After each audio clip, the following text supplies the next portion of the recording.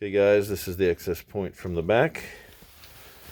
Furnace sits in here in the basement. This is the back side. You can see the returns. On the left of it, we would need a filter box.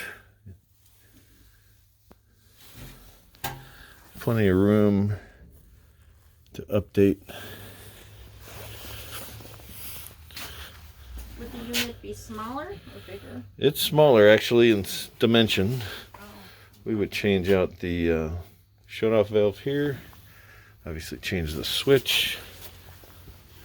Venting we would update so it's not corroded.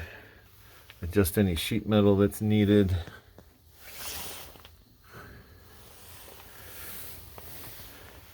Currently sitting up on concrete blocks.